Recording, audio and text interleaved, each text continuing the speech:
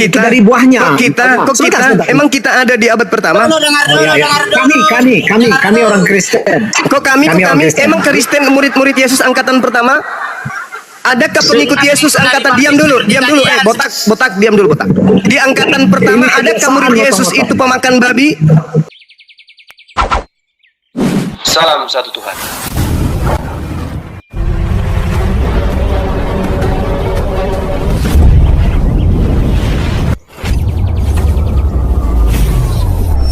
Ya, pengantar ini singkat para sahabat. Dukung semua ya sahabat-sahabat kita channel Lensa News Muslim. Di like, di subscribe, di share sebanyak mungkin untuk supaya mencegah sahabat-sahabat kita di luar sana Tidak terpengaruh terhadap pemurtadan. Semoga Allah memberikan selalu sikap istiqamah. Salam satu Tuhan, Allahu Akbar. Kawan, sabar. Nanti Anda berbicara 6 jam. 6 jam Anda berbicara non-stop, kami semua diam. 1 menit Anda yang kami butuhkan dari Anda itu adalah kejujuran. Yang datang kemudian kepada murid Yesus itu adalah umat Islam atau umat Kristen? Jawab. Oke, udah boleh ngomong, saya jawab ya. Untuk mengenali nabi palsu tadi, dikatakan begini. Pohon yang baik menghasilkan buah yang baik.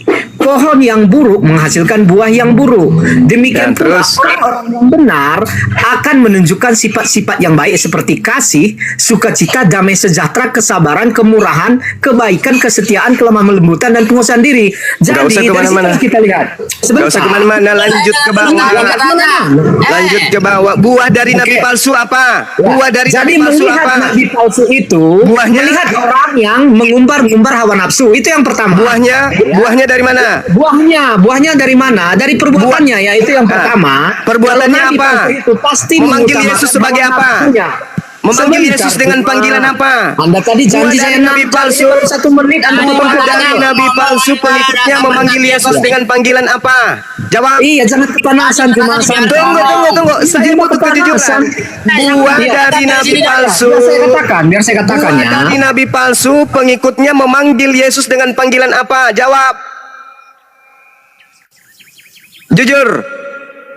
Jujurlah padaku. Dari perbuatannya. Ya, perbuatannya itu kita lihat ketika dia memanggil Yesus, dia memanggil Yesus dengan panggilan apa? Bentar, nanti Anda tanggapi lagi ya. Enggak, yang jujur. Buah dari nabi palsu memanggil Yesus dengan panggilan apa? Jawab. Iya, sebentar Anda tanggapi nanti ya. Enggak, saya bertanya. Dulu ya. Buah dari nabi palsu ini pengikutnya memanggil Yesus dengan panggilan apa? Cuma bertakia. Iya, cuma ini bertakiyah aja terus. Ini gimana sih? Saya ulang lagi teman-teman. Buah dari nabi palsu bisa kamu lihat kata Yesus. Ciri-cirinya memanggil Yesus dengan panggilan apa? Ciri-ciri nabi palsu ya. Buahnya itu mengubah hawa nafsu. Itu yang pertama. Tidak ada di situ tertulis. Jangan kau bungan ngarang-ngarang. Yesus sendiri mengatakan nabi palsu itu dari buahnya kau dapat melihat dia. Dari buahnya kamu dapat melihat dari buah pengajaran nabi palsu. Pengikutnya memanggil Yesus Tuhan. Pengikutnya memanggil Yesus Tuhan. Pengikutnya bermujizat pakai nama Yesus. Pengikutnya bernubuat pakai nama Yesus. Pengikutnya mengusir setan pakai nama Yesus. Itu ada di mana buah itu? Di Islam atau di Kristen? Jawab. Ayo. Buah-buah tersebut ada di Islam atau ada di Kristen? Jawab. Dari buahnya kau dapat melihat dia memanggil itu tentang nabi palsu cuma. Iya, itu tentang nabi palsu cuma. Sebelum ada Islam, sebelum ada Mekah, sebelum ada Arab Saudi. Ya, buahnya memanggil Yesus dengan panggilan apa? Buahnya. Dari buah pengajaran. Itu nasihat tentang nabi palsu cuma, makanya dengarkan dulu baru dijelaskan. Dari buah pengajaran nabi palsu itu.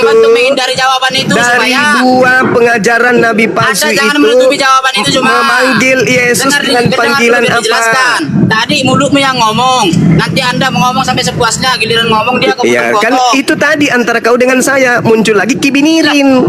Kibinirin masuk, kibinirin. Kan dia sudah mau pamit tadi karena takut. Tapi ternyata dia masih punya nyali sedikit, masih ada rohnya untuk bernafas. Kalau bisa dijelaskan kenapa? Sekarang pertanyaan saya, siapa yang datang kepada murid Yesus apakah umat Islam atau umat Kristen yang datang kepada murid Yesus di abad pertama? Jawab, silakan. Saya jawab ya. Ciri-ciri nabi palsu apa sih? Seperti itu. Baru nanti kita tentukan nabi palsunya. Aduh, jangan jualan cendol, saudara.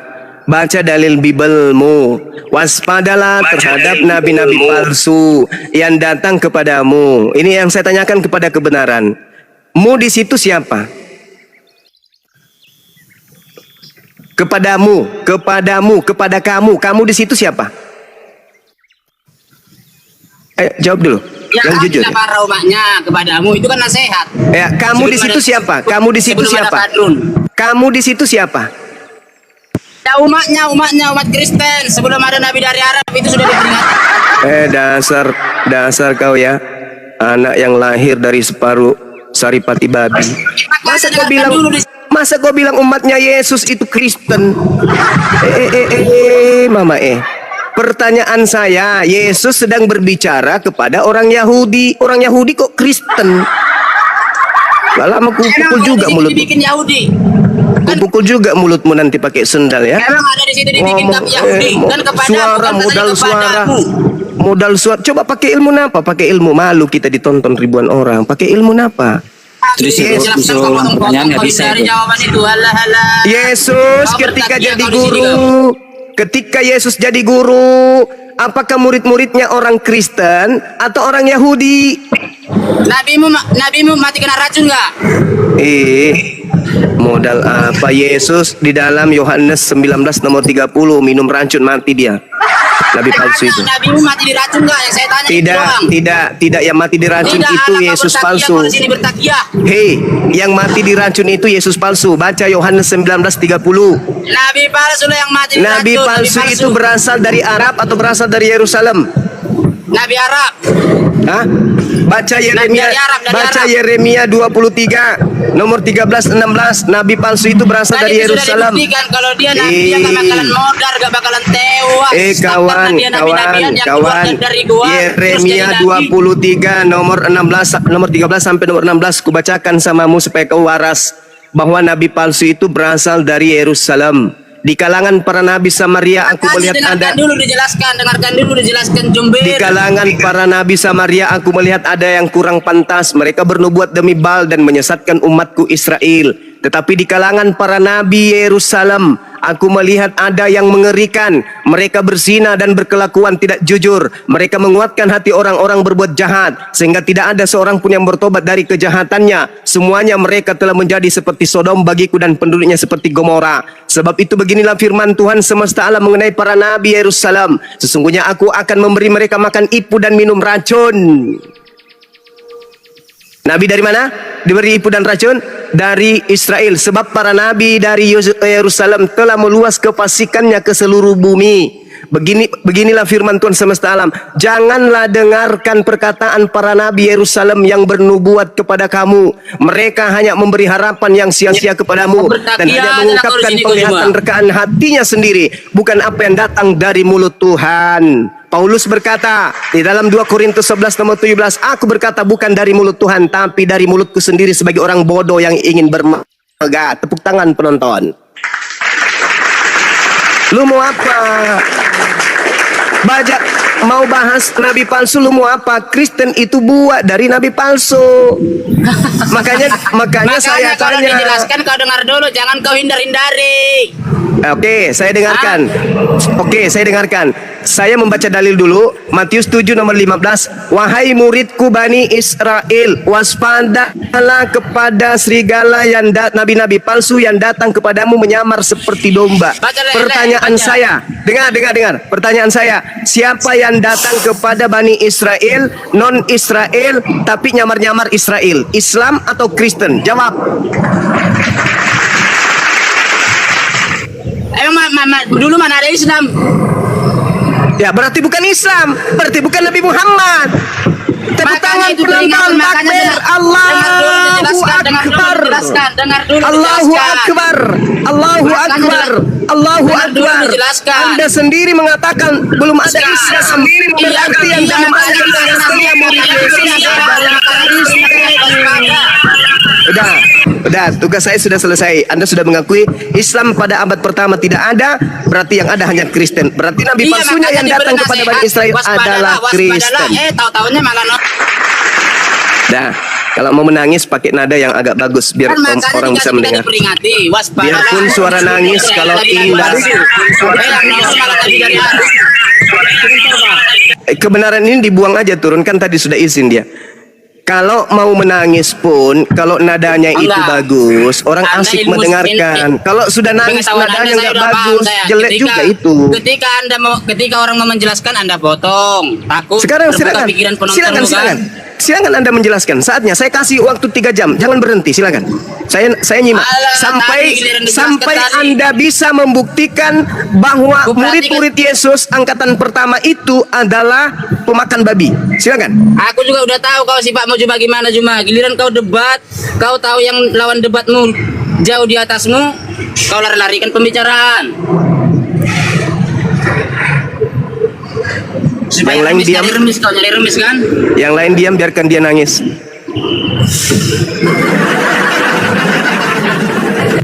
Oh, bagus sekali penjelasanmu. Oh gitu. Oh ya. Oh begitu. Oh, nabi palsu kayak gitu. Oh ya. Terus.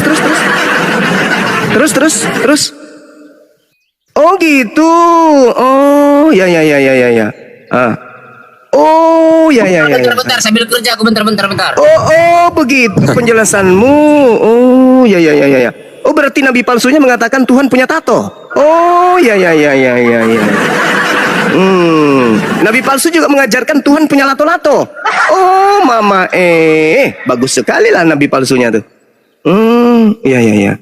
Terus yang berdekatan dengan Yahudi, yang datang kepada Yahudi, Islam atau Kristen? Islam belum ada pada saat itu dong sama. Oh gitu. Berarti bebas dong ya kami dari nabi palsu itu, karena kami nggak dekat dengan mereka orang Yahudi. Yang ngaku-ngaku berasal dari Yahudi siapa rupanya? Oh gitu. Berarti yang datang mengaku-ngaku murid Yesus juga kepada Yahudi itu siapa di luar Yahudi?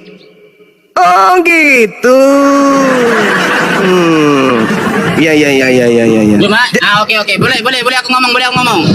Dari tadi itu kamu nggak ngomong rupanya? Enggak, tadi ada urusan bentar. Oh gitu. Aku pikir dari tadi kau ngomong. Ya silakan, 3 jam kau ngomong terus sampainya tuntas betul-betul bahwa yang datang kepada murid Yesus itu bukan Kristen, tetapi Islam. Silakan. Kan sudah dijelaskan sebelum ada kadrun, sebelum ada Arab Saudi kan, sudah dijelaskan buat umatnya, sudah diperingati umatnya waspadalah terhadap nabi-nabi palsu yang memberitakan Injil. Sekarang siapa yang memberitakan Injil? Siapa yang memberitakan Injil di luar murid Yesus? Nah, dengar dulu. Siapa yang punya Injil baru? Kan nggak mungkin ditulis. Siapa yang punya Injil baru selain daripada Injilnya Yesus? Islam. Habis itu nongol. Islam tidak mengajarkan Injil. Islam mengajarkan Al-Quran. Siapa di luar? Tadi katanya terserah, ngomong terserah. Oh iya, saya lupa. Silakan. Tadi katanya terserah. Sekarang iya, silakan. Waktunya berbohong. Silakan berbohong 3 jam. Silakan. Kita nggak diajarkan berbohong dalam 3 hal cuma. Kita nggak diajarkan. Tapi berbohong dalam seluruh hal. Iya, itu Islam. Tidak diajarkan berbohong 3 hal, tapi di Kristen diajarkan berbohong semua hal. Filipi 1 nomor 18, tapi tidak mengapa. Yes, Filipi 1 nomor 18, tetapi tidak mengapa. Yesus diberitakan baik dengan maksud berbohong maupun dengan maksud jujur. Aku tetap bersuka cita. Jangan bertakya. Filipi 1 nomor 18. Filipi 1 nomor 18. Oh iya, sorry, lupa. Lanjut. Silakan berbohong selama 3 jam. Silakan Anda berbohong selama 3 jam. Silakan. Nah, teman-teman muslim semuanya diam. Mari kita nikmati kebohongan dari saudara Bintang Timur. Silakan. Baca Injil, makanya muslim baca semua Injil, baca ada itu. Makanya dibilang serigala berbulu domba, ya Islam beragama tapi mencerminkan seperti tak beragama. Itulah maksudnya cuma.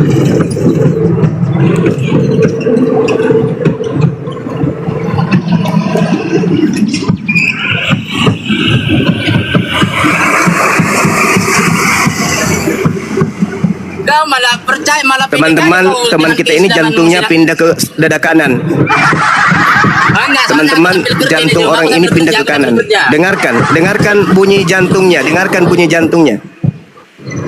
Oh, dengarkan dulu, saya lagi ngomong, jangan dipotong-potong. Itulah makanya dibilang sebelum ada kado kan. Jantung begitu amat. Kok jantung dulu? Dengarkan dulu cuma, dengarkan dulu. Abang mau ngomong. Jantung begitu kencang. Kalau apalagi kalau dua HP ku ya. Jantungnya kencang kali. Makanya dibilang waspadalah terhadap nabi-nabi palsu yang beritakan Injil karena aku tak pernah mengutusnya. Habis itu nongollah Islam dari Arab. Ya itulah yang dibilang. Lalu Kristen dari mana?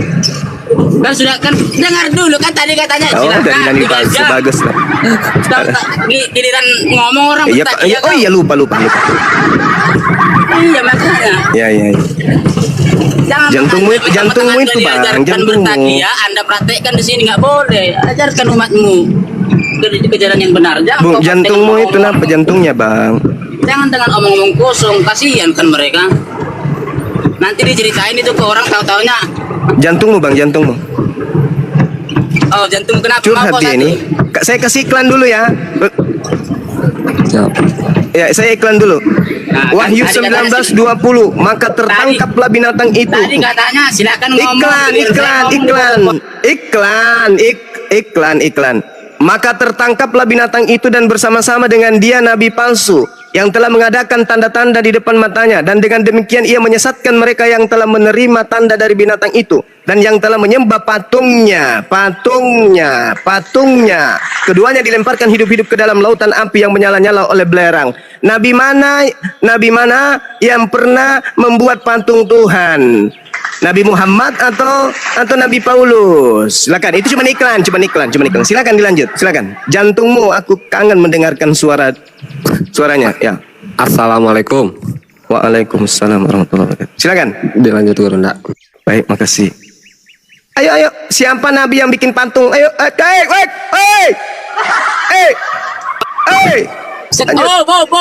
Kenapa main mute? Iya, sorry. Lanjutkan. Masih ada waktumu untuk berbohong, silakan. Untuk berbohong.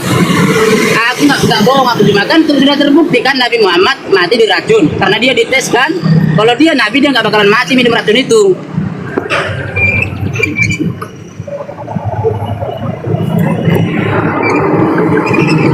Yohanes 19:30, maka Yesus meminum racun anggur asam, lalu setelah meneguknya, matilah dia. Si Yesus palsu mati di atas pohon gara-gara minum racun. Masih hidup? Piye toh? Itu limbat, kau bilang Yesus. Yang mati itu, yang benar-benar mati itu nabi palsu dari Arab, yaitu sekarang. Tidak ada ilmu. Mau dikasih waktu 3 jam cuman kayak gini aja nya. Siapa nabi? Dengar. Kisah para rasul, dengar. Waktumu habis. Karena kamu hanya curhat. Waktumu habis. Kisah para tadi ada yang mau menjelaskan. Kisah wartawan 13 nomor 1, Paulus itu nabi. Disebut Paulus nabi di sana. Nah, si nabi palsu ini mengajarkan membuat patung Tuhan. Sekarang pertanyaan saya, siapa yang membuat patung antara Nabi Muhammad atau pengikut Paulus? Intinya nabi dari Arab palsu. Mana patung Tuhan yang dibuatnya, mana? Intinya nabi dari Arab palsu dan itu sudah dibuktikan minum racun. Nah, itu namanya bodoh. Silakan host, kalau ada penyembah roh yang mau lebih berkuat yang lebih hebat ilmunya dinaikkan. Kalau ini siap. Ini izin Bang Ansor sama Ari bawa monitor. Ini botol turunin aja botol. Ya, Iya. 9:32:33. Orang yang kerasukan roh jahat matanya buta. Matius 12:22. Orang yang kerasukan setan matanya buta. Kisah 9 nomor 8, Paulus tiba-tiba buta.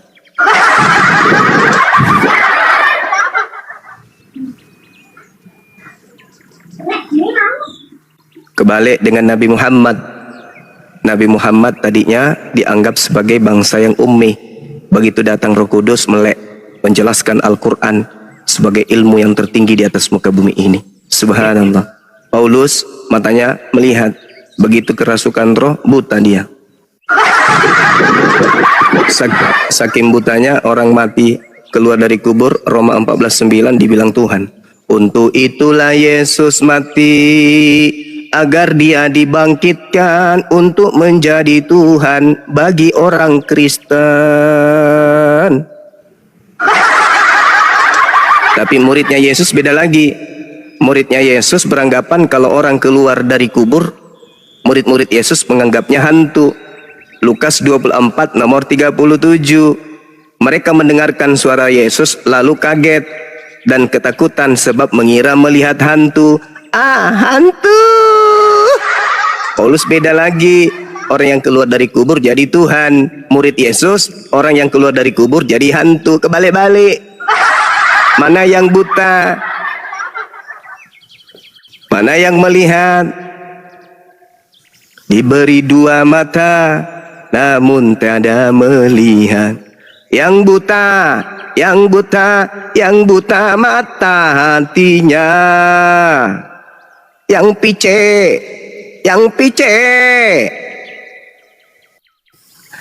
pice mata hatinya. Dia tada melihat, mayat disangka Tuhan. Dia tada melihat, orang bangkit dari kubur dikira Tuhan. Oh ye. Masuk Pak Eko. Masuk. Masuk. Allahu Akbar, Masya Allah. Inilah kita ya, berbanggalah kita sebagai umat Islam. Sahabat-sahabat sekalian, Allah Subhanahu wa Ta'ala menjelaskan di dalam Al-Quranul Karim bahwasanya Nabi Muhammad diperintahkan untuk mengikuti ajaran Nabi Ibrahim dan ajaran keturunan Nabi Ibrahim. Summa auhayna ilaika anittabi'a millata Ibrahim hanifan wa ma kana minal musyrikin. Kemudian kami wahyukan kepadamu wahai Nabiku Muhammad, ikutilah ajaran Nabi Ibrahim yang lurus dan beliau bukanlah termasuk orang yang musyrik. Lalu kemudian Al-Quran menjelaskan lebih jauh, wa izibtala Ibrahim rabbuhu bikalimatin fa'atammahunna qala inni ja'iluka linnasi imama qala wa min zurriyyati. Lalu Allah mengatakan, oke, baik, benar, permohonanmu betul wahai Nabiku Ibrahim. Aku akan menjadikan engkau menjadi seorang pemimpin. Dan ketika engkau berkata, mohon agar anak cucuku juga menjadi pemimpin, aku iakan, aku benarkan. Wujud. Wa isqala Ibrahimu rabbi ja'al haza balada aminan wa arzuq ahlahu minal thamarat man amana minhum billah wal yaumil akhir. Dan ingatlah ketika Nabiku Ibrahim berdoa, ya Rabb, ya Tuhanku, jadikanlah kota Mekah ini sebagai negeri yang aman. Berilah rezeki berupa buah-buahan kepada penduduknya, yaitu di antara mereka yang beriman kepadamu dan hari kemudian. Lalu aku Allah berfirman menjawab doa beliau. Apa kata Allah? Wa man kafara fa umitti qalilan summa antaru ila azabin nar wa bi'sal masir. Dan kepada orang kafir aku Tuhanmu akan aku beri kesenangan sementara kepada mereka. Kemudian akan aku paksa mereka orang-orang kafir ini ke dalam azab neraka. Dan itulah seburuk-buruknya tempat kembali. Ini kata Allah ketika berdiskusi kepada Nabi Ibrahim. Dan kemudian Allah menyampaikan kalimat-kalimat indahnya itu kepada cucu Nabi Ibrahim alaihissalam, yaitu Al-Mukarram baginda Rasulullah Muhammad sallallahu alaihi wasallam. Sehingga kemudian para sahabat sekalian, ending daripada itu apa kata Allah? Wa may yarghabu an millata Ibrahim illa man safiha nafsa. Dan orang yang membenci ajaran Nabi Ibrahim hanyalah orang yang memperbodoh dirinya. Orang yang membenci konsep tauhid satu Tuhan. Orang yang membenci persembahan kurban berupa hewan. Orang yang membenci kemudian ketundukan kepada sunnat kulub hanyalah orang yang memperbodoh diri. Tengok hari ini. Lihat, saksikan wahai mata yang memandang. Pikirkan wahai manusia-manusia yang punya akal sehat. 1 hari, 2 hari, 3 hari, pagi, siang, sore, malam, para apologet Islam kemudian mengumandangkan untuk berdialog, berdebat dengan orang-orang ini. Yang mereka pertontonkan adalah kebodohan. Bahlul bin Kamfret. Wa may yarghabu an millata Ibrahim illa man safiha nafsa. mereka hanyalah orang bodoh. Yang membenci kurban hewan adalah orang bodoh. Yang membenci sunat kulub adalah orang jahil. Orang yang benci kepada satu Tuhan hanyalah orang yang bahlul. Bahlul bin Kamfret. Muslimnya nggak tahu apa. Wah, kok jadi gila? Saya barusan di warung dulu, Bang Blender. Sorry, kenapa jadi gila ini orang? Iya, kau kebenaran. Kapan kau pintarnya kebenaran? Hah? Kapan kau pintarnya? Nama kau tanya kebenaran. Udah kau bacakan dalilnya apa lagi? Ini dalil tentang doa tuh ada lagi. Bismillahirrahmanirrahim. Allah, ini dalilnya ya. Dalilnya ya. Kau kalau minta dalil tadi kan, kau buka dulu. Ini ada di surah Al-Majad. Allahu la ilaha illa huwal hayyul qayyum la ta'khudhuhu sinatun wa la nawm lahu ma fis samawati wa ma fil ard man zalladhi yasfa'u indahu illa bi izni ya'lamu ma baina aydihim wa ma khalfahum wa la yuhituna bi shay'in min 'ilmihi illa bima syaa wa syaa kursiyyus samawati wal ard wa la ya'uduhu hifdhuhuma wa huwal 'aliyyul 'azim. Keluar. Palsu gimana bang? Masih bisa? Masih bisa kita bahas. Kristen adalah buah dari nabi palsu. Di Kristen ditanya, kamu memanggil Yesus itu dengan panggilan apa? Tuhan. Kamu bermukjizat itu pakai nama siapa? Yesus. Kamu bernubuat pakai nama siapa? Yesus. Bermukjizat pakai nama siapa? Yesus juga. Nah, berarti buah dari nabi palsu itu adalah Anda. Dari buahnya kamu bisa melihat dia. Apa buahnya wahai Yesus? Memanggil aku Tuhan. Siapa yang memanggil Yesus Tuhan? Islam atau Kristen? Kristen. Bermujizat pakai namaku. Sampai-sampai dia nangis. Bukankah kami bernubuat pakai namamu? Bermujizat pakai namamu? Mengusir setan pakai namamu. Pada waktu itulah aku akan berterus terang kepada orang Kristen, enyahlah daripada aku, kalian semua adalah pembuat kejahatan. Dari mana Kristen mendapatkan ilmu-ilmu ini? Dari Paulus. Pauluslah yang mengajarkan Kristen untuk menjadi pengikutnya. Jadi buah dari nabi palsu yang datang kepada Bani Israel itu adalah Kristen. Ciri-ciri pengikut nabi palsu: memanggil Yesus Tuhan, bermujizat pakai nama Yesus, mengusir setan pakai nama Yesus, bermujizat pakai nama Yesus, bernubuat pakai nama Yesus, ibadah pakai nama Yesus, kemana-mana bawa-bawa Yesus. Siapa mereka? Kristen. Di mana itu tertuang? Matius 7 nomor 15 sampai nomor 23. Ada dalil lain? Ada. Di mana tertulis? Di dalam Matius 12 38 sampai seterusnya, bahkan sampai nomor 38 sampai nomor 45. Apa itu? Angkatan jahat. Kayak mana mereka? Percaya kebangkitan pada hari ketiga. Itu tanda-tanda nabi palsu. Angkatan jahat itu kayak gitu. Masih ada bang semua? Ada lagi.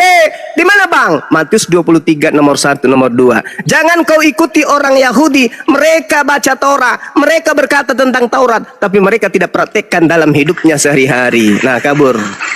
Pengikut nabi palsu kabur. Data nomor 15-nya apa yang dikatakan di sana? Celakalah engkau wahai ahli Taurat. Paulus ahli Taurat, Nabi Muhammad bukan ahli Taurat. Celakalah engkau wahai orang munafik. Siapa yang munafik? Yang mengaku sebagai orang Yahudi, mengaku sebagai penganut Taurat, tetapi dia bukan penganut Taurat. Itu munafik. Nabi Muhammad mengaku membawa Al-Quran, Nabi Muhammad melaksanakan Al-Quran. Betul itu. Nah, siapa yang munafik? 1 Korintus 9 nomor 21-22 atau 2 Korintus 9 20-21. Itu orang munafik. Celakalah engkau wahai orang Farisi. Nabi Muhammad bukan orang Farisi. Paulus orang Farisi. Engkau menyeberangi lautan. Nabi Muhammad tidak pernah ke Yerusalem, menyeberang lautan sampai ke Roma. Engkau menjelajahi daratan. Nabi Muhammad tidak sampai kepada Kiliki. Paulus yang melakukan itu. Jadi semua dilakukan oleh Paulus. Engkau mentobatkan orang yang mana? Orang di luar Bani Israel, orang di luar daripada kota Yerusalem. Setelah engkau jadikan mereka pengikutmu, dia pengikutmu, engkau jadikan dia orang neraka dan 2 kali lebih jahat daripada engkau sendiri. Siapa orang Farisi yang keluar dari Yerusalem, nyebrang lautan, menjelajahi daratan, mentobatkan orang di luar Yerusalem menjadi pengikutnya, dan 2 kali, dan dijadikan sebagai orang neraka, dan 2 kali lebih jahat daripada orang Farisi itu sendiri. Siapa? Kisah Para Rasul 24 nomor 5, Paulus ini adalah penyakit sampar yang telah menyesatkan orang-orang Yahudi di dunia orang beradab, dan dia adalah tokoh dari agama Kristen. Jadi nabi palsu adalah yang datang kepada murid Yesus, yang menganiaya murid Yesus, yang menyesah murid Yesus, yang memenjarakan murid Yesus, dan kemudian mengaku-ngaku sebagai murid Yesus. Rasulullah Muhammad SAW tidak pernah mengaku sebagai rasulnya Yesus, tidak pernah mengaku sebagai utusannya Yesus, tidak pernah mengaku sebagai pengikutnya Yesus. Yang mengaku sebagai muridnya, yang mengaku sebagai rasulnya hanya Paulus. Padahal di dalam Kisah Para Rasul 28, Paulus sendiri mengaku dia lahir sebagai orang Roma. Roma lambangnya serigala, Israel lambangnya domba, serigala domba, domba serigala. Siapa orang Roma yang ngaku-ngaku Yahudi? Paulus. Nabi Muhammad tidak pernah mengaku sebagai Yahudi. Nabi Muhammad tidak pernah mengaku sebagai pengikut Yesus. Nabi Muhammad tidak pernah mengaku sebagai murid Yesus. Semua itu digenapi oleh Paulus. Nabi Muhammad tidak pernah datang kepada murid Yesus, tidak pernah.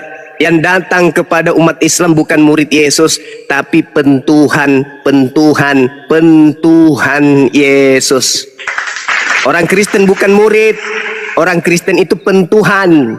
Pentuhan siapa? Pentuhannya Yesus. Kenapa orang Kristen mempertuhankan Yesus? Karena melalui ajaran Paulus. Dalam Roma 10 nomor 9 nomor 10, barang siapa yang berkata dengan mulutnya Yesus itu Tuhan, maka dia akan diselamatkan.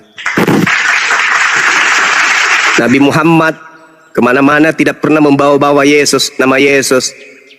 Rasulullah Muhammad sallallahu alaihi wasallam menerangkan di dalam kitab suci Al-Quran yang disampaikan kepada kita umat Islam, A'udzubillahi minasyaitonirrajim.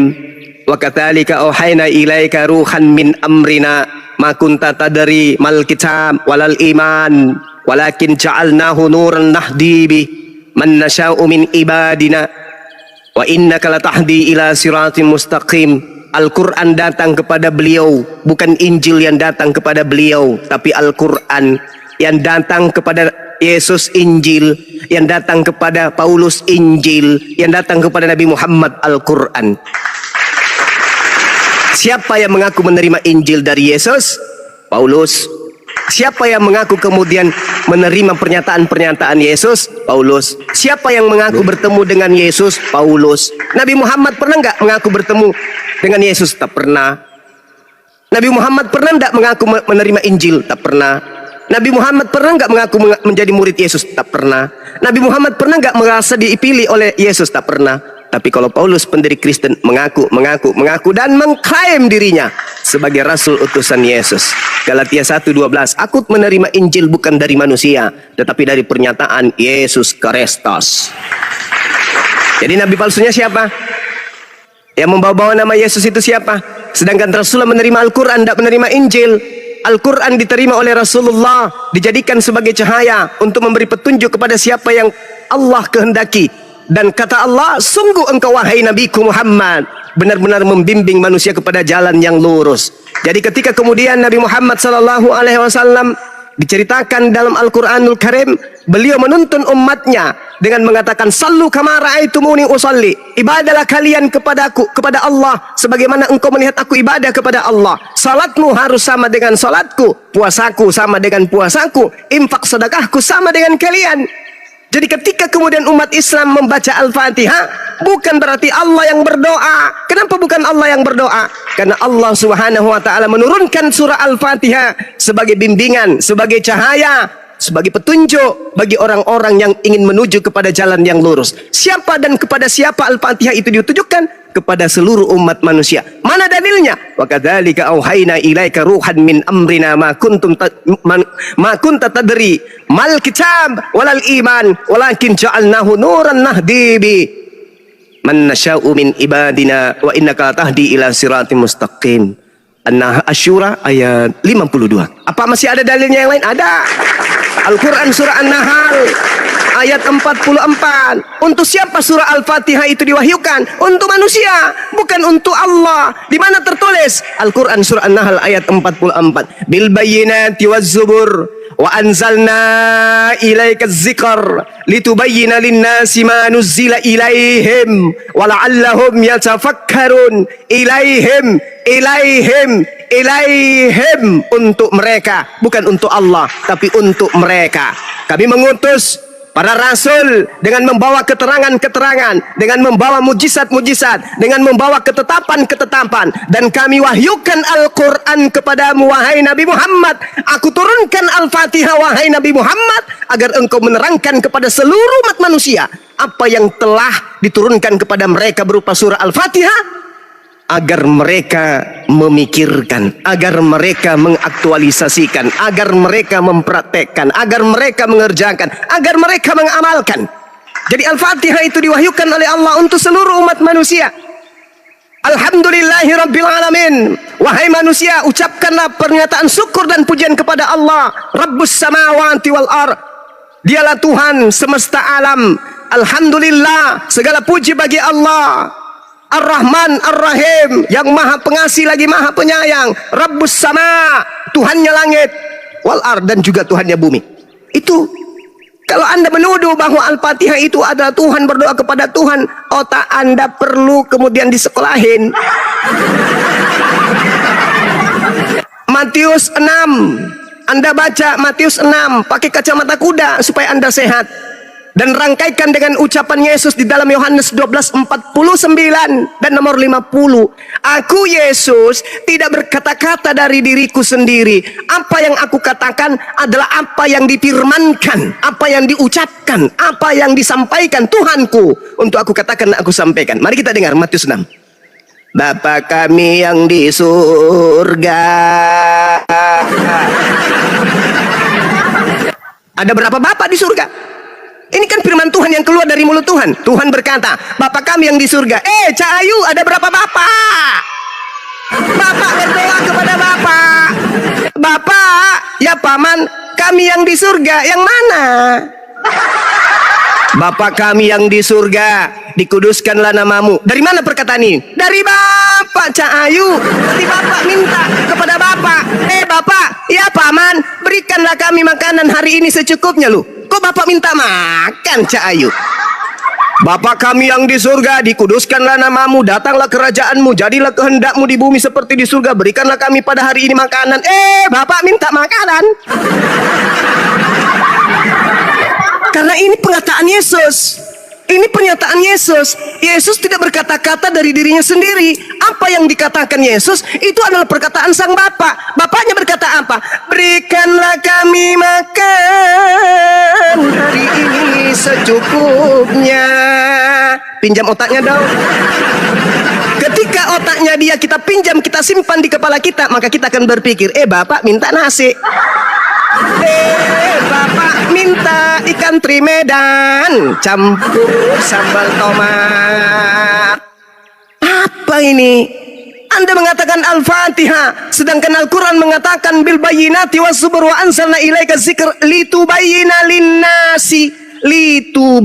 linnasi, agar engkau sampaikan bacaan Al-Fatihah itu kepada seluruh umat manusia. Jelas kan? Jelas dong. Nah, kalau otak Anda saya pasang di kepala saya, maka saya akan berkata, Bapak, ya paman, berikan kami makanan yang secukupnya untuk hari ini. Bapak minta makanan, parah ini, parah ini. Maka apa solusinya? Keluarkan otaknya orang Kristen ini kembali ke otaknya dia. Jangan dipakai, bahaya. Nanti Tuhan minta nasi. Bapa kami yang di surga, kuduskanlah namamu, datanglah kerajaanmu, jadilah kehendakmu di bumi seperti di surga. Berikanlah kami makanan pada hari ini yang secukupnya. Ampunilah kami. Bapak minta ampun cahaya. Bapaknya siapa tadi? Si Kibinirin minta ampun. Seperti kami juga mengampuni. Para kali lah orang ini, ya. Bapak minta makan, bapak minta ampun, sempurna sudah, berserak lah orang-orang ini, ya. Kalau otaknya Kristen yang tadi itu, si Kibinirin, kita pakai di kepala kita, maka kita akan mengatakan, loh kok bapak juga minta nasi ya? Loh kok Tuhan berdoa minta makanan? Tuhan minta diampuni, ya Allah ya Karim. Allahu Akbar, Masya Allah. Jadi cukuplah bagi kita Al-Quran itu sebagai pelajaran ya sahabat-sahabat sekalian. Ketika nanti ditanya, kenapa Tuhanmu berdoa? Kenapa Tuhanmu baca Al-Fatihah kepada Tuhan siapa lagi? Stop! Stupid, Bahlul bin Kamfred, dengarkan baik-baik. Al-Quran itu diutus oleh Allah, diwahyukan oleh Allah, bil bayyinati waz zubur, wa anzalna ilaika dzikr litubayyina linnasi. Diwahyukan Al-Quran untuk seluruh umat manusia. Hafal ayatnya, Al-Quran surah An-Nahl ayat 44. Dah selesai kita. Oke, silakan adik-adik sekalian dilanjut lagi sahabat-sahabat. Framing nangis, framing mau tobat ini? Iya pula ya. Hah? Mau tobat ya? Masa Tuhan memanggil Tuhan ya kan? Tuhan memanggil Tuhan waktu disalib. Tuhanku, Tuhanku, Tuhanku, kenapa kau tinggalkan aku Tuhan? Cuman itu Tuhan memanggil Tuhan. Betul lah, yang mananya Tuhan ini? Aku pening waktu disalib ya kan? Eli lama sabatan itu kan? Artinya Tuhan itu. Cuman framing? Yang mananya Tuhan ini? 2 apa 1 ini? Pening aku lihatnya betul. Tuhan manggil Tuhan. Iya kan? Yang mana framing? Cobalah. Coba pastikan dulu lah. Tuhan itu 1 apa 2? Tuhan kalian itu. Kalau 2 bilang tua. Menangis-nangis Tuhan tuh manggil Tuhan di waktu disalib. Ampun kali dia. Tuhan. Kesakitan itu kan? Tuhan. Tuhanku. Tuhanku. Ini kayak nonton filmnya Anak Tiri. Iya. Ya kan memang itu fakta. Nggak mungkin dia manggil Tuhanku, Tuhanku, kenapa kau tinggalkan aku? Kan nggak mungkin gitu kan? Sedangkan dia posisinya disalib kesakitan, ketakutan. Nggak mungkin dia ngomong gitu. Eli lama sabatan nih. Nggak mungkin. Harus didramatisirkan kali dia. Bu Darni jangan panas Darni. Ini biasa naik lah kalau Darni. Ya kan? Nggak mungkin lah, pasti didramatisirkan. Ini seolah-olah benar-benar kenyataan dia. Harus. Jadi biar semua paham gitu loh. Ini kan bersandiwara apa ya? Dalam keadaan itu gimana ya? Tuhan kok panggil Tuhan? Dalam kondisi tertekan. Tertekan kan? Itu sebuah kalimat sebuah kalimat pengharapan itu. Pengharapan, kekecewaan penuh dengan pengharapan ya kan? Nah, inilah sekarang yang membuat goyang-goyang. Tuhan manggil Tuhan. Waktu disalib itu Tuhan atau tidak? Framing. Oh, framing. Ini kemana nih framing? Dari tadi. Hah? Framing. Ini kemana framing dari tadi? Ya itulah itu Darni. Jadi biar supaya paham kayak mana Tuhan memanggil Tuhan. Tuhan itu Esa. Nggak mungkin dalam keadaan biasa saja dia mengambil kesakitan dia bos. Sakit dia disalib tuh enggak aja. Kalau nggak percaya kalian disalib sini yuk. Nggak percaya? Lukas 22:44 itu. Kenapa? Yesus sangat ketakutan dan makin bersungguh-sungguh berdoa. Peluhnya seperti titik-titik darah yang bertetesan. Murid saya ada di sini ya. Murid saya ada di sini ternyata. Kita belum pernah mendengarkan nih, belum pernah kita mendengarkan ada orang ketakutan yang tingkat ketakutannya itu sudah muncak, mengeluarkan keringat seperti titik-titik darah. Ini ada Tuhan ketakutan tapi keringatnya seperti titik darah ini. Parah kali, gila kali ya. Tuhan bisa kayak gitu ketakutan. Aduh, gila. Udah siap. Tuhan Gimana Bang Blender? Biar saya gasken.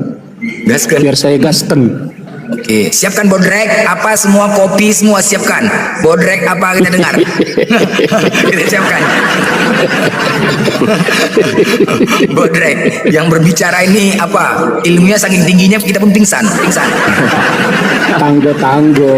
Tanggo. Siap ke tanggo. Oke, masuk Pak Eko, mulai teng, masuk. Dua orang nih Pak. Kalau dua ini udah masuk, waduh berserak lagi nih. Aduh, ampun.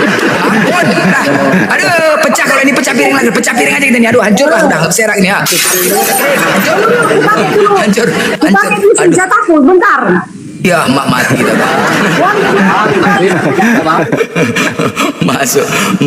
Aduh. Kasih piring dulu Bang Blender. Sabar. Waduh, masuk congor. Iya, masuk ini. Masuk berusuk congor. Oke. Main, pecahkan piring. Main. Hancur. Ayo main. Meledak. Udah kedengaran suaraku. Ih, besar kali. Baik. Oke. Bising kali pun cuman diskusi ini bising kali ya. Aduh, itu Udah bising diam kali kok. noise. Mana Luis? Mana pula diskusi kok di kamar mandi? Jadi di kamar mandi lah. Enggak, aku di meja ini lagi mencatat semua pertanyaan kalian. Nanti aku buka live baru aku jawabi. Siapa yang bertanya? Kami menjelaskan. Ya kalian kan tadi bertanya di sini sama teman-teman Kristen. Aku di bawah mencatat loh. Ku catat semua apa pertanyaan seluruh di rumah. Ya. Oke, yang tanya. Ya oke, yang kami tanya tadi Yesus itu Tuhan nggak? Udah pasti dong, dia akan datang menghakimi dan akan Udah, nggak usah panjang-panjang. orang mati kelak di akhir zaman. Oke, Apa baik. Muhammad Kenapa? kelak di Oke, akhir cukup. zaman Nggak usah panjang-panjang. menghidupkan orang mati? Masuk dia, masuk. Udah mulai kan Dia. panjang. Baru aja sebentar. Gitu. Nggak usah Ayatnya panjang-panjang. ada. Yohanes Iya. 6 ayat 40. Kenapa umat Kristen Aduh. menuhankan Yesus? Karena kelak di akhir zaman Yesus yang akan membangkitkan, menghidupkan orang mati, dan seluruh umat manusia akan dihadapkan ke tahta pengadilan Yesus. 1 Korintus 5 ayat 10. Dan Yesus akan datang bersama para malaikatnya di awan-awan, dan Yesus akan menyuruh para malaikatnya untuk mengumpul. Habis piring udah gara-gara satu lusin piring bekas makan babi nih satu-satu nggak usah panjang kali pun khotbah. Di mute. Aku nggak mau bertanya itu, tunggu dulu ya Allah Rabbi. Terangkan dong Yesusku siapa? Jangan Kalian dulu. itu kan Islam. Iya, Kalian kami bertanya tidak- kepada Alkitab. Itu, Alkitab itu. imam kami. Itu kami nggak bertung iya paham. Ini Kalau guru misalkan kalian, ini diskusi, baru guru sejati. astaga. Itu. Kalau kami diskusi, ketika kita minta jawaban, jawab itu singkat bukan. Kalau sudah dijawab, tolong jelaskan. Baru jelaskan. Itu diskusi. Jadi tadi kami bertanya, Yesus itu Tuhan benar. Nah, kenapa Tuhan? Aduh ini memang ngoten-ngoten nih. Kenapa Tuhan memanggil Tuhan gitu loh? Itu loh. Kenapa Tuhan itu memanggil Tuhan? Udah. Jawab ya. Ya. Dengar ya, jangan dipotong-potong, tolong. Supaya aku luruskan iman kami ke Kristenan. Kenapa Yesus berkata seperti itu? Memohon dia sewaktu disalib.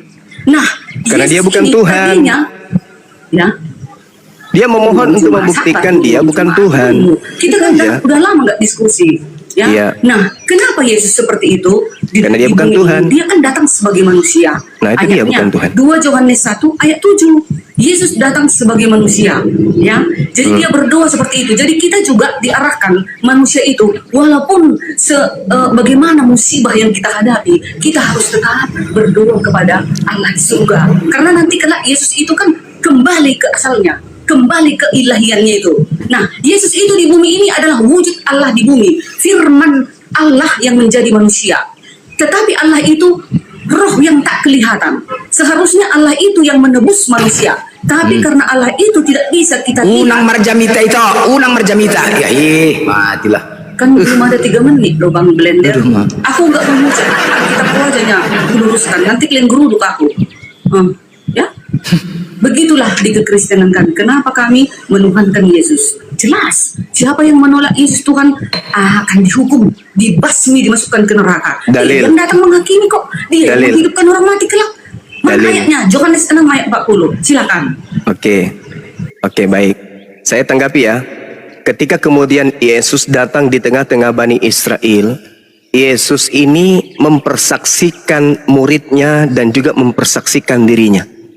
Kata Yesus, segala firman telah aku sampaikan kepada mereka. Dan setelah firman itu sampai kepada mereka, mereka ini siapa? Bani Israel, bukan Kristen. Kristen ini pendatang baru. Oke? Ketika kemudian firman semuanya disampaikan oleh Yesus kepada muridnya, muridnya telah menerimanya, muridnya telah menerimanya, muridnya tahu dengan pasti, dan muridnya percaya bahwa Yesus adalah utusan Tuhan. Tak ada muridnya menganggap Yesus Tuhan, tak ada. Tak ada, itu dulu. Menurut siapa? Menurut Yesus. Di mana tertulis? Yohanes 17 nomor 8. Oke, yang kedua.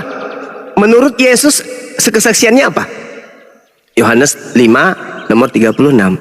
Semua mukjizat yang dia lakukan Yesus itu bersaksi kalau Yesus itu adalah utusan Tuhan. Yesus mempersaksikan dirinya utusan Tuhan. Yesus mempersaksikan muridnya percaya dirinya sebagai utusan Tuhan. Selesai. Hening. Tak tuk tak tuk tak tuk tak tuk. Di antara dalil yang Yesus sampaikan, kemudian Yesus meminta muridnya agar waspada kepada penyesat yang datang mengaku sebagai Yesus. Nah, ada Yesus baru yang muncul setelah Yesus yang asli terangkat ke langit.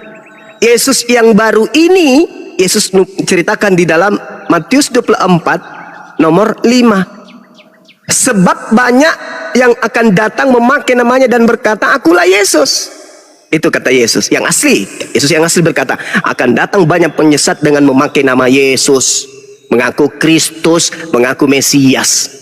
Nah, kebenaran Paulus pendiri Kristen ini mengaku bertemu dengan makhluk roh di padang gurun ketika dia ke Damsyik. Makhluk roh itu mengaku Mesias. Kata Yesus, waspadalah kepada penyesat yang datang memakai namaku dan berkata akulah Mesias. Paulus mengaku bertemu dengan Mesias. Setelah Paulus mengaku bertemu dengan Mesias, Mesiasnya memberikan pengajaran-pengajaran kepada Paulus. Paulus kemudian mengajarkan Ibu Darni untuk melantik Yesus menjadi Tuhan. Ingat tadi di sesi pertama, Yesus bersaksi, murid-muridku telah menerima semua perkataanku. Semua perkataanku telah mereka kantongi, mereka karungin, dan mereka telan. Setelah mereka telan, mereka percaya aku adalah utusan. Selesai. Yesus segala mukjizat, membangkitkan orang mati, bla bla bla bla bla bla, dikumpul kemudian sampai ke langit, semuanya disimpulkan aku adalah utusan Tuhan. Yesus mengaku utusan, Yesus mengaku murid yang mengaku utusan. Kenapa Kristen menjadikan Yesus itu Tuhan? Karena dia menerima pernyataan Yesus palsu yang datang kepada Paulus. Demikian. Tapi bising kali di pinggir jalan. Kedengaran kalian dari situ? Suara mobil, suara kereta. Bising, iya, ada suara babi lagi situ, babi. Suara babi misalkan. Ada babi kan? Ada itu, ada suara babi dari dengar itu. Enggak ada, kami enggak makan babi. Aksen mana makan babi? Oh, berarti si framing lah. Udah, sekarang. Itu enak itu. Kalau si framing makan babi, Udah kayak suara babi, udah dia mau framing habis kali kau. ya. Oke, sekarang Ibu Darni ya. Menurut Yesus dikatakan dia adalah utusan. Yes. Di dalam Alkitab dia dikatakan utusan, dia dikatakan nabi. Sekali Pak. Dia dikatakan penasihat ajaib, dia dikatakan anak Daud, dia dikatakan Tuhan, dia dikatakan Mesias, dia dikatakan lebih daripada nabi. Dia juga dikatakan nabi. Itulah mereka semua pada saat itu memanggil siapa Yesus ini. Jelas di dalam buku kalian juga dikatakan berimanlah engkau kepada malaikat-malaikat. Sedangkan malaikat di dalam Alkitab di Injil tercatat bahwasanya malaikat menyampaikan kepada Maria bahwasanya Maria akan melahirkan seorang anak yang berasal dari Roh Kudus. Dia adalah Tuhan dan Juru Selamat. Dia adalah Immanuel. Jelas, gak mungkin kan seorang tuan, seorang utusan atau manusia biasa kelak di akhir zaman akan membangkitkan orang yang mati. Yohanes 6 ayat 40. Adakah? Mana mungkin utusan, mana mungkin Tuhan berani berkata, aku adalah kebangkitan dan hidup. Siapa yang percaya kepadaku akan hidup walaupun sudah mati. Bayangkan itu, bedakan perkataan dengan Nabi Muhammad. Walaupun aku Rasul Allah, tetapi aku tetap tidak tahu selamat atau tidak. Begitu juga dengan engkau. Tentulah aku memilih Yesus. Dia akan membangkitkan aku nanti mati. di akhir zaman. Begitu dia. Ya, terus dikatakan tadi sini Bang Juma, banyak penyesat itu, tapi dia melihat cahaya itu di dalam apa? Kisah Para Rasul 9. Tetapi di Kisah Para Rasul 9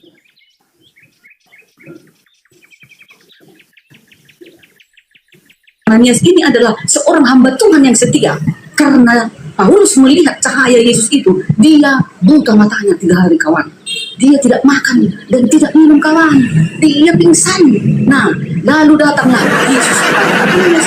Hai Ananias, murid Tuhan yang setia, pergilah engkau kepada Paulus, sembuhkanlah dia. Katanya seperti itu. Lalu singkat cerita, datanglah Ananias, pengikut Tuhan yang setia ini, menopangkan tangannya kepada siapa? Paulus. Lalu Paulus dia sembuh dan terbukalah matanya. Lalu dia memberi dirinya dia apa? Dibaptis. Bukan penyesat Paulus. Ajarannya apa itu? Dia selalu melakukan kebaikan dan kebenaran. Dia selalu menjaga dirinya dari percabulan, perzinahan, perampokan, pembunuhan, apalagi menggauli binatang.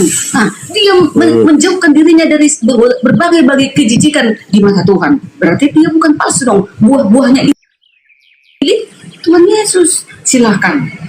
Oke, nanti WA saya atau DM saya Bu Darni, buku apa yang membahas tentang kisah hidup Paulus.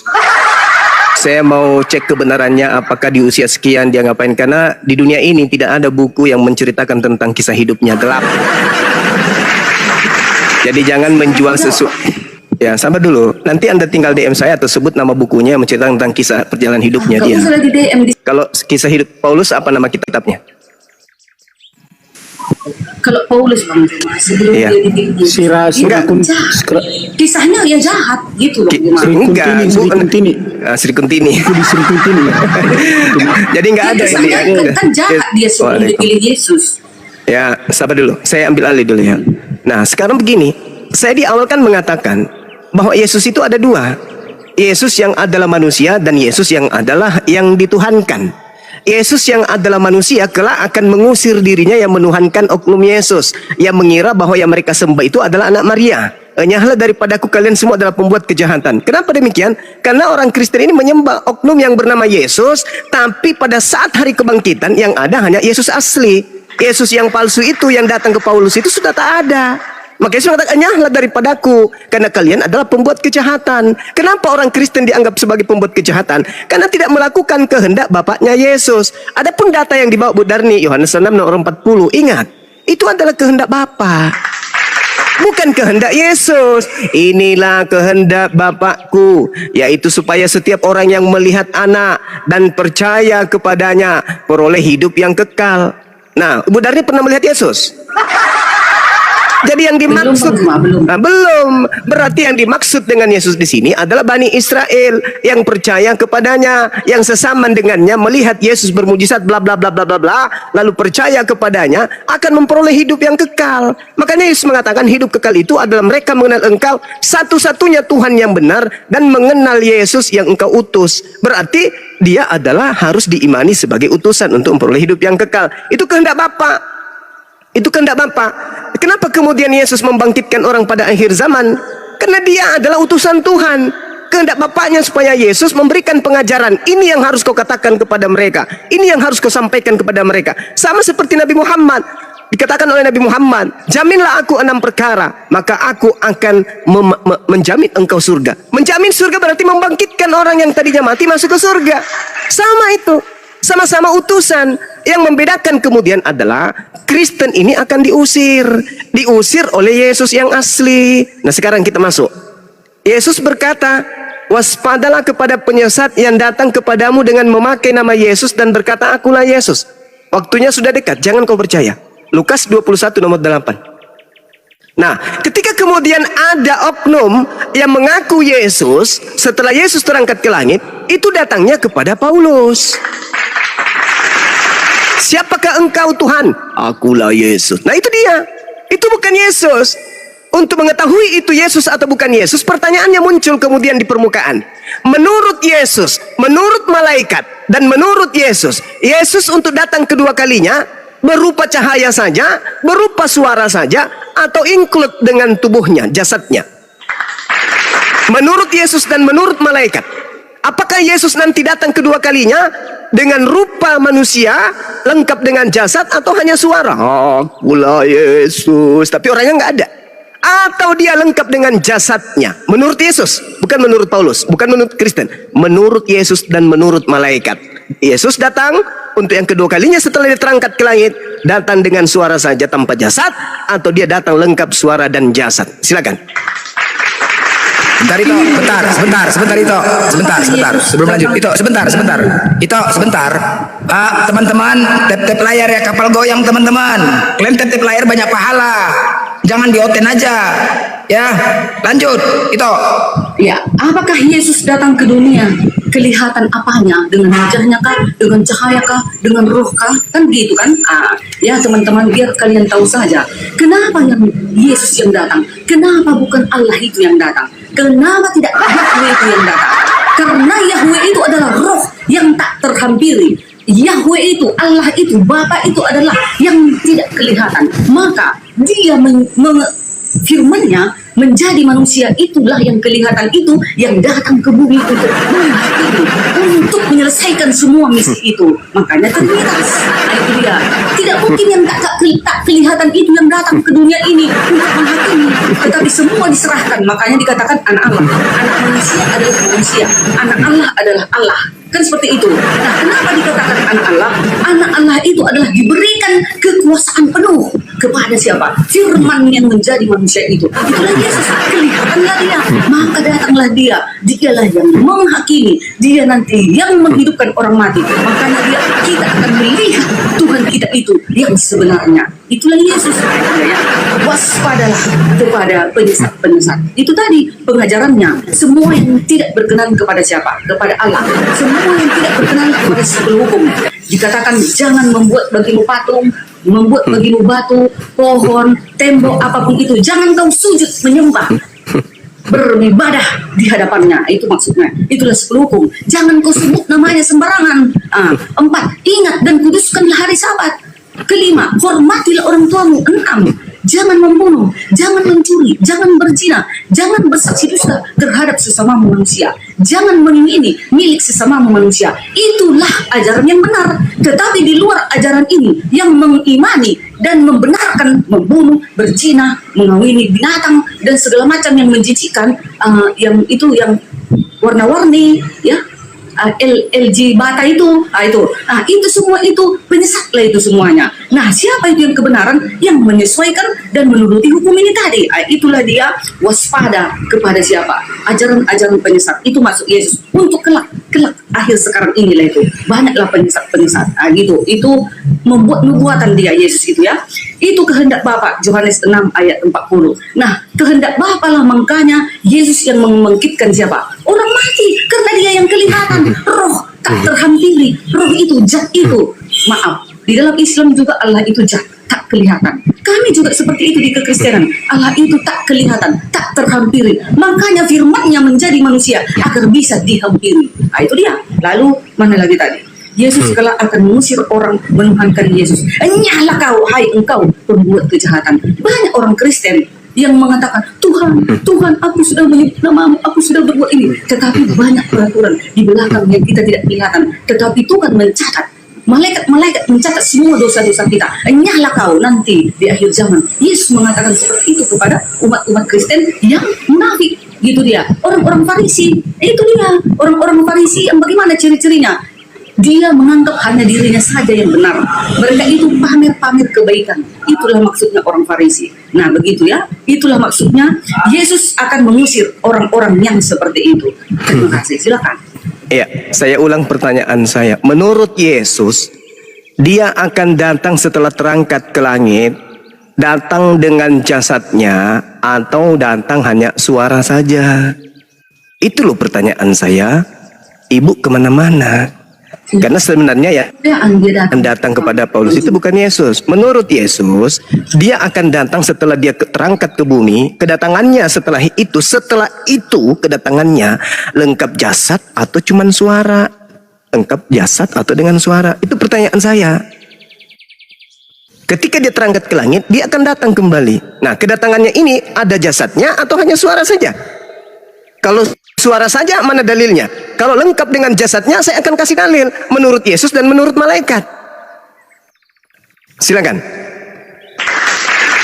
Dia datang dengan tubuh kemuliaan. Ada ayatnya, tubuh kemuliaan. Apa itu tubuh kemuliaan? Maksudnya Tubuh apa itu? kemuliaan. Tidak lagi dengan jasad. Tubuh kemuliaan. Kemuliaan Yesus.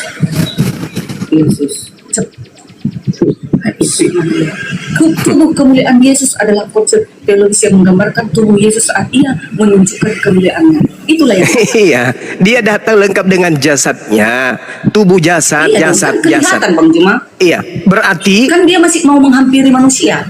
Berarti yang datang kepada Paulus itu siapa? Gak mungkin roh yang tak kelihatan kita lihat. Nah, kan? terus yang Kita datang kan kepada nanti Paulus menghakimi. siapa? Hah? Yang datang kepada Paulus ini siapa? Yang datang kepada Paulus itu keilahian itu. Ilahian kan makanya dalam cahaya dia datang. Yesus datang lengkap dengan jasad. Yang datang kepada Paulus ada jasad atau tidak? Iya, waktu datang ke Paulus itu kan masih dia memilih Paulus, bukan untuk global itu. Itu hanya pribadi. Dia hanya memilih. Sama kayak Bu Yuni dulu, waktu katanya dia bermimpi datang ke Yesus dengan tubuhnya katanya. Waspadalah. Nggak tahu lah kita ya. Jawab Yesus. Begitu juga Waspada. Yesus memilih Paulus gitu. Waspadalah. Bukan secara global datang. Waspadalah supaya jangan ada orang yang menyesatkan kamu. Sebab banyak orang akan datang dengan memakai namaku. Artinya orang itu mengatasnamakan akulah Yesus dan berkata akulah Mesias. Dan oknum yang mengaku Mesias ini akan menyesatkan banyak orang. Saya ulang, waspadalah supaya jangan ada orang yang menyesatkan kamu. Sebab, kata Yesus nih, harus tergenapi. Sebab banyak orang akan datang dengan memakai namaku. Berarti oknum itu datang dengan memakai nama Yesus, aku Yesus. Dan berkata, akulah Mesias. Mereka akan menyesatkan banyak orang. Nah, sekarang pertanyaan saya. Ketika Yesus terangkat ke langit, sejenak sebelum terangkat, dia mengatakan akan datang nanti lengkap dengan jasadnya. Dan malaikat pun berkata dalam Kisah Para Rasul 1 nomor 11, Yesus yang kamu lihat terangkat ke langit, dia akan datang kedua kalinya. Dia akan datang kembali dengan cara yang sama seperti kamu melihat dia terangkat ke langit. Dia akan datang dengan cara yang sama. Dia akan datang dengan cara yang sama.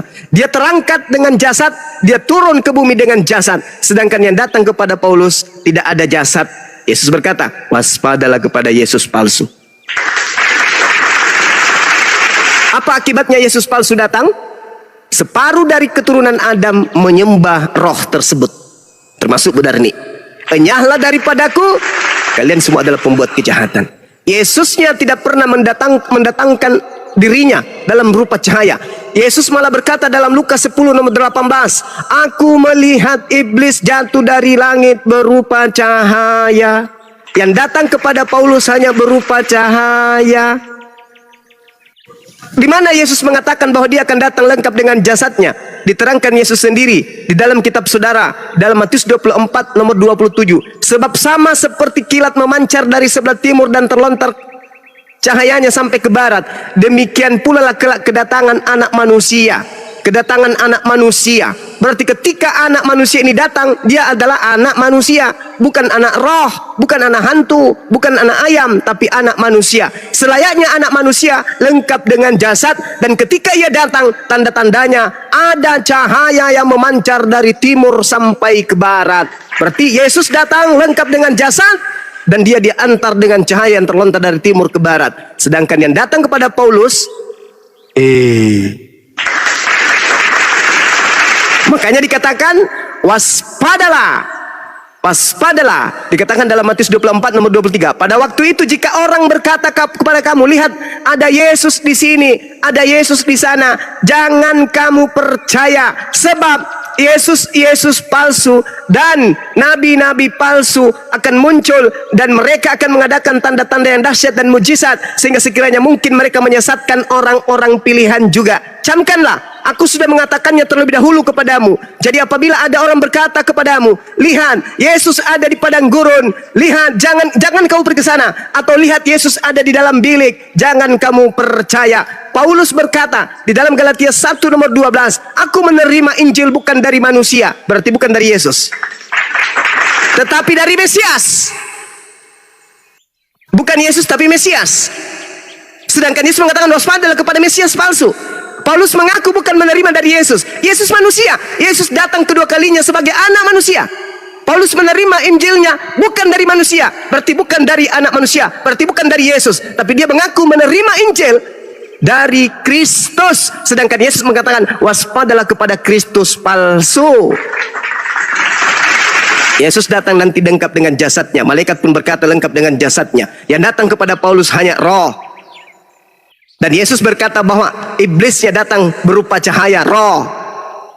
Matius 12 nomor 22. Orang yang kerasukan roh jahat akan buta. Paulus kisah para rasul 98, dia buta setelah bertemu dengan cahaya tersebut. Kenapa ajaran Kristen tidak sama seperti ajaran Yahudi? Karena Kristen adalah pengikut Paulus yang bertemu dengan makhluk bernama Yesus. Itu alasannya. Kenapa Islam datang? Karena ajaran Yesus sudah dipalsukan. Lahirlah Kristen. Islam datang untuk meluruskan itu semua. Silakan Anda bantah. Yesus berkata waspadalah kepada orang yang mengaku bertemu Yesus. Ada Yesus di padang gurun, ada Yesus dalam bilik. Ingat, ada beberapa buku yang dikarang Paulus di dalam bilik. Bilik penjara, Simeon. Simeon itu artinya penjara, bilik rahasia. Dia menuliskan di dalam bilik rahasia dan mengaku bertemu dengan Mesias, yaitu Yesus. Sedangkan Yesus lagi anteng-antengnya duduk di sebelah kanan bapaknya. Tiba-tiba ada nongol kemudian orang mengaku, aku Yesus loh, aku bintang timur loh. Padahal tradisi Yudaism ketika berbicara mengenai bintang timur itu adalah Lucifer. Yesaya 14 nomor 12 sampai nomor 15. Makanya Yesus memberikan tanda apa?